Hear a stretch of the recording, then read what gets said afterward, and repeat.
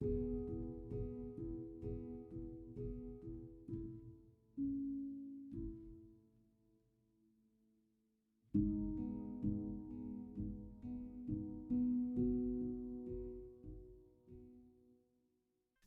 and welcome to episode 7 of Dissecting Philosophy with Dr McDonald.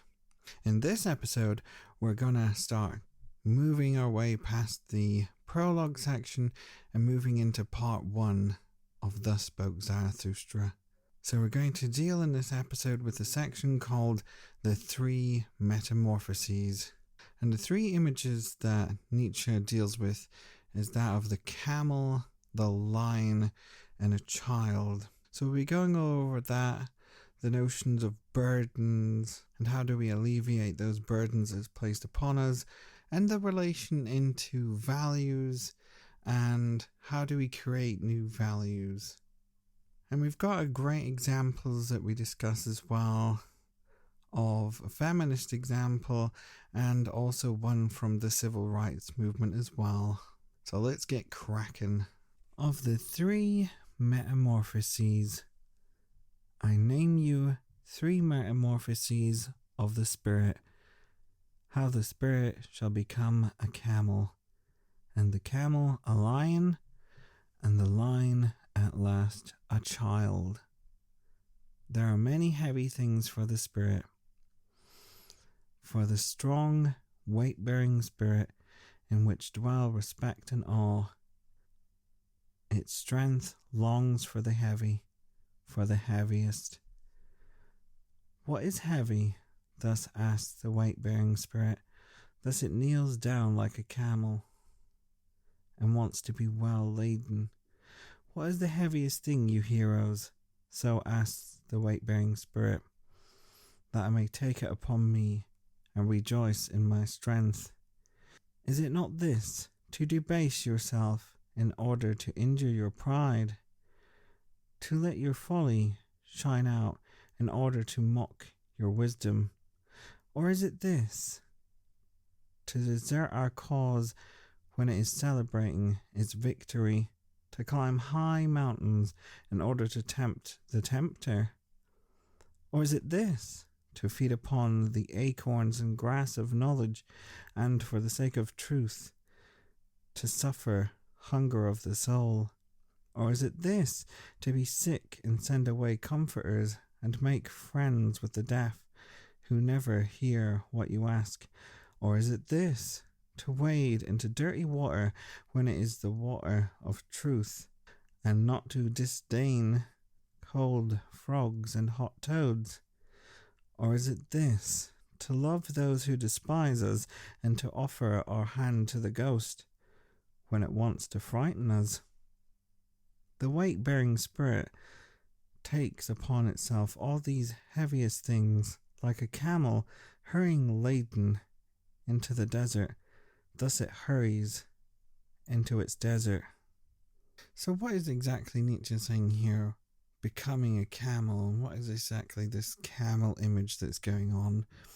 Is that for the everyday person, or the regular person, we are burdened with values and norms and expectations that is precisely put upon us. And then all these norms, expectations burden us, weigh us down. And so there's this sense of becoming weighed down by the force of society, and becoming weighed down by the expectations of someone else.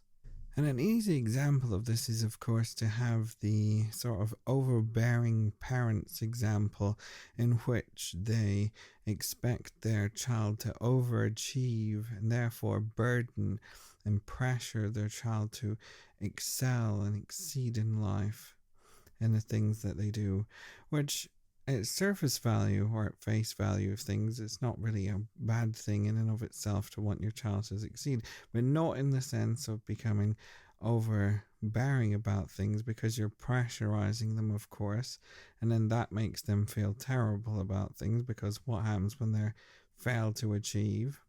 And what about the effect that'll have on their mental health.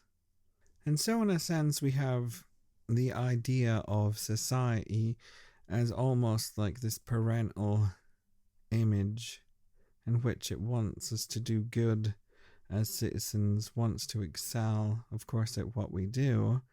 But Nietzsche wants us to more think about the times in which it becomes overbearing for us and the effect that that can then have on us, that weight that it puts down upon us.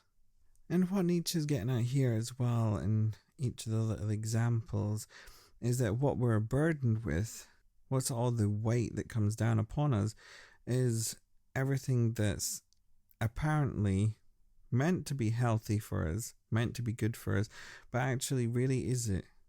He's saying here, because when we seek knowledge here, all what you're getting is feeding upon grass and acorns. You send away people who want to help you, so you're only left with deaf people who don't want to listen to you. You wade through dirty water. You listen to those and love those who despise us. So in each given instance, we have that move towards something that's unhealthy, move towards something that's metaphysical and away from the world. And so a good question is, which then is going to be the next little bit that comes up, what exactly do we do with all these burdens and weight that's placed upon us? How can we sort of fight back? So this is the next little section then, when we have the transformation into a line. But in the loneliest desert, the second metamorphosis occurs. The spirit here becomes a lion. It wants to capture freedom and be lord in its own desert. It seeks here its ultimate lord. It will be an enemy to him and to its ultimate god. It will struggle for victory with the great dragon. What is the great dragon which the spirit no longer wants to call Lord and God? The great dragon is called Thou Shalt. But the spirit of the lion says, I will. Thou Shalt lies in its path, sparkling with gold, a scale-covered beast, and on every scale glitters golden Thou Shalt. Values of 1,000 years glitter on the scales, and thus speaks the mightiest of all dragons. All the values of things glitter on me. All values have already been created, and all created values are in me. Truly, there shall be no more. I will. Thus speaks the dragon. My brothers, why is the line needed in the spirit? Why does the beast of burden that renounces and is reverent not suffice? To create new values, even the lion is incapable of that, but to create itself freedom for a new creation, that the might of the lion can do. To create freedom for itself and a sacred no, even to duty. The lion is needed for that, my brothers. To seize the right to new values, that is the most terrible proceeding for a weight-bearing and reverential spirit. Truly, to this spirit it is a theft and a work for an animal of prey. Once it loved this Thou Shalt as its holiest thing. Now it has to find illusion and caprice, even in the holiest, that it may steal freedom from its love. The line is needed for this theft. So then we have this image of the line, and the line appears once we become annoyed, or once we want to lift this weight and burden from us. And in order to do that, we have to transform from this camel-like nature and become accepting of the weight that's placed upon us by society, by expectations of others. And it says Nietzsche says as well that we want to gain our freedom from all this. We want to no longer become overburdened anymore.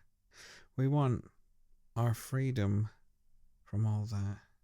But in order to gain our freedom from all that, in order to not become overburdened anymore, you have to fight with a dragon. And so the dragon then represents the way in which when you try to change any idea or try to at least start to problematize something, then in comes basically all the arguments in which you're going to say, well, why do you need to rock the boat? The whole thing works perfectly as a structure as it does now. Why do you need to come in and expose this as a problem? Is this even a problem? Why are you even making this a problem? Because if we go back to our overbearing parents example, of course a child could come around and turn around and say to the parents, well, actually, I need a bit of a break. And of course, the parents could be like, well, that's absolutely fine. You don't need to do it quite so much anymore. And then from that, of course, you could say, well, maybe instead of doing it, 5 days out of the week, they'll do it the 3 out of 5. But really, that's not the point, is it? It's to say, well, nothing really has changed in that model because the parents are still going to be overbearing. The parents are still going to be smothering their child, and the child's still going to have all the same expectations on them. They're just going to have potentially just a little bit of a leeway in actually the relaxation that they get. Sure, that has like a momentary effect upon how we think about things, but overall it doesn't affect the overall mentality of the parents, and it doesn't affect the overall structure upon things. And so the line then, in order to gain its freedom, has to expose deep structural problems within the values and ideas and the way in which our norms work in society, in order to show that there's a problem that's going on, in order for that idea to change and to change the way in which we think about things.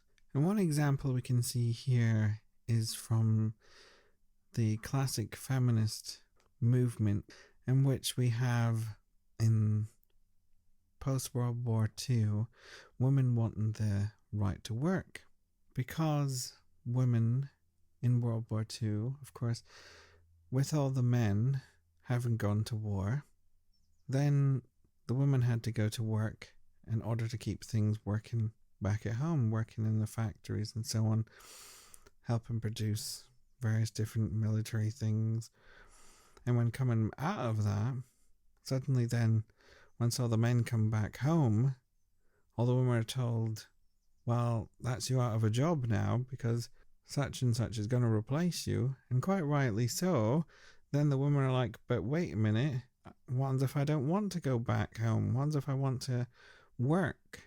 So here we can see, of course, the camel-like nature initially becoming burdened by the societal expectations of a woman should be ultimately a housewife, and then immediately the image of that lion when we no longer accept that norm that's placed upon us by society and want to challenge that idea. And another example is the civil rights movement in America, where the African American community precisely fought for equal rights because of the segregation of the black community and the horrible way in which, just because of their skin color, they were just horribly treated, and still arguably horribly treated.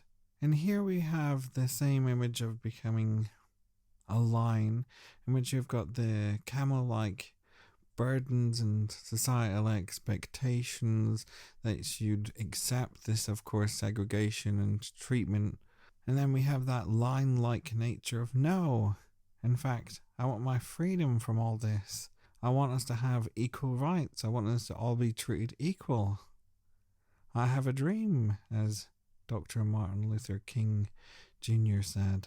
And a great example is, of course, the famous example of Rosa Parks, in which there was a black section of the bus and there's a white section of the bus, and the bus got busy one day, and then the driver moves the black section back to allow the white passengers to have the seats as they were standing up, and so told the black passengers to obviously move back. And Rosa Parks said no. And there's a great quote from her autobiography here. So Rosa Parks says, "People always say that I didn't give up my seat because I was tired, but that isn't true. I was not tired physically, or no more tired than I usually was at the end of my working day. I was not old, although some people have an image of me as being old then. I was 42. No, the only tired I was tired of giving in." We could precisely see that nice Nietzschean sense of a lion-like nature coming out of precisely that quote. And so for Nietzsche, we have this move towards wanting to create new values, but the lion can't create new values. And why is that the case? Why do we have to have this last transformation into a child? And so that wraps up the little section we've got here. Why does there have to be this move that happens? But tell me, my brothers, what can the child do that even the lion cannot? Why must the praying lion still become a child? The child is innocence and forgetfulness, a new beginning, a sport, a self-propelling wheel, a first motion, a sacred yes. Yes, a sacred yes is needed, my brothers, for the sport of creation. The spirit now wills its own will. The spirit sundered from the world now wins its own world. And so we have this focus on affirmation, and saying yes to things allows us to create new values. And of course, what do we not want is negation. And so the lion can't create here because it's full of resentment, full of hatred. And what will this lead to is a repeating back of the metaphysical, the move away from the world, a negation of the body, a negation of the human species. And what we want is all the positives of that. We want to move back towards the world, the body, affirming our opinions about things, affirming diversity. And we can't get that if we're full of resentment. So we have to have this move towards the forgetfulness almost, in order to lose all that resentment that's there. And what happens in this state, of course, is that pure affirmation, the joy of creation, and in creating new values, we can arrive at new concepts and ways of thinking about things in a way that's going to affirm the world and affirm a structural change about things. So really Nietzsche's saying here that what happens is that we have people who challenge the way we think, but ultimately they open the door for a whole new way in which we can understand and view the world. And it's going to be really sort of the next generation after them that can really open the doors completely for people and completely change the way in which we understand things and the way we view things. So if we return back again into the overbearing parent situation, we can see the way in which we have the initial burden of the parents' expectations placed upon the child, lion-like nature of the child wanting to fight against the parents, get away from this strict overbearing nature of them, and then finally we have this sense in which they want to then create meaning for themselves, arrive at their own way of doing things, and in such a way they've got to have that whole new beginning and whole new way in which you have to think about things. And it's precisely that point in which he says, the spirit now wills its own will. The spirit sundered from the world now wins its own world, in which we then create our own meaning for things, our own world, as it were, through our own opinion, our own perspective about things. And in doing so, we reevaluate and reshape for ourselves exactly how we view the world. So this last little bit here that we've got. I have named you 3 metamorphoses of the spirit. How the spirit became a camel, and the camel a lion, and the lion at last a child. Thus spoke Zarathustra, and at that time he was living in the town called the Pied Cow. So that last little bit there of living in the town of the Pied Cow, we have Zarathustra and the crowd that he initially was talking to in the prologue section being compared to that of the herd, and a herd-like mentality of cows being quite content, passive in nature, just masticating away, just chewing away on the grass. And pied, of course, means colourful, and so we have the colourful nature in which we're burdened almost. It looks good to be burdened with all the different values that's placed upon us in society, but we're all just sort of passive about things. We're all just subdued in how we go about our everyday life.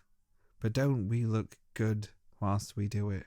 And it's kind of also saying here that it takes sometimes decades, centuries here for this whole way of thinking, way of changing how we think about things to actually take place.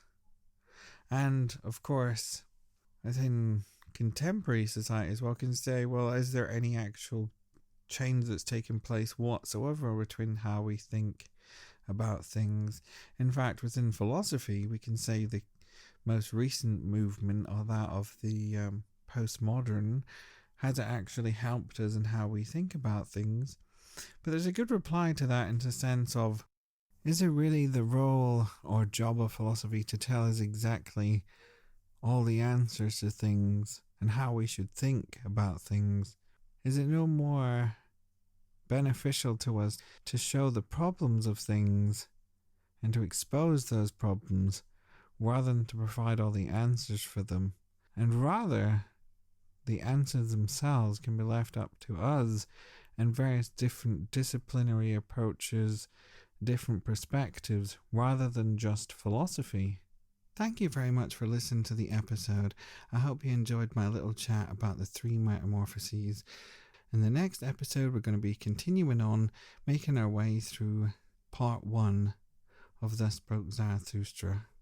Feel free to drop me a wee email at dissectingphilosophy@gmail.com. I can be also found on Twitter at I am a rubber man. Thank you very much for listening, and I hope you join us next time.